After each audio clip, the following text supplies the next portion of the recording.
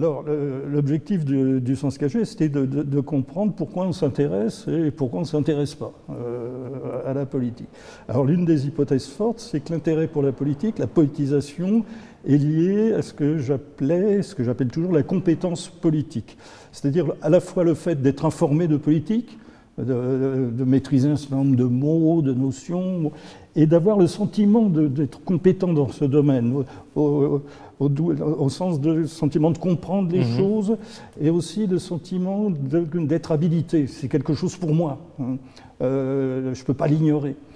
Ou bien c'est pas pour moi. C'est trop fort pour ma petite tête. Voilà. Donc il y a un lien qui est étudié dans le détail à partir d'enquêtes. Hein, c'est pas des intuitions de ma part, ça repose sur des enquêtes de terrain. Bon. Donc il y a un lien entre le fait de s'impliquer en politique et ce sentiment de la compétence politique.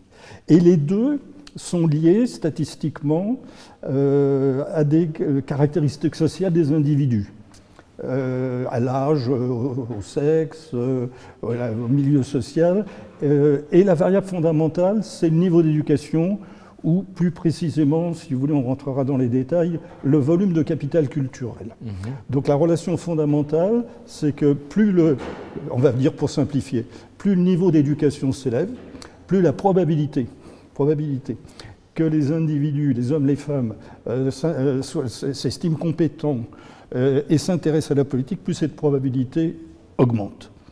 Alors, ce qui produit toutes sortes d'effets politiques, c'est-à-dire que lorsque vous êtes très impliqué en politique, vous avez le sentiment de comprendre, vous avez des intérêts politiques très forts, quoi. Bon, évidemment, votre chance au sens de probabilité de voter va être très, très élevée. Éventuellement, vous allez vous engager en politique. Par contre, si la politique, ça ne vous intéresse pas, de toute façon, ça ne sert à rien, j'y comprends que dalle. Vous avez beaucoup plus de chances statistiques, toutes choses égales par ailleurs, dont on va parler, de vous tenir à l'écart des urnes.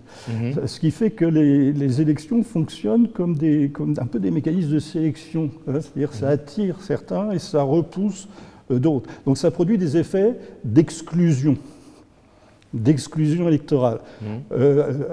Un peu comme le sens électoral, au XIXe siècle, produisait des effets d'exclusion, puisque le vote était réservé à ceux qui payaient l'impôt. Non pas un impôt spécial pour voter, mais qui payaient par ailleurs, comme si maintenant, seuls ceux qui payaient l'impôt sur le revenu auraient le droit de voter. Donc il y avait des effets d'exclusion qui touchaient surtout ceux qui ne payaient pas d'impôt, c'est-à-dire plutôt les milieux défavorisés, les milieux populaires.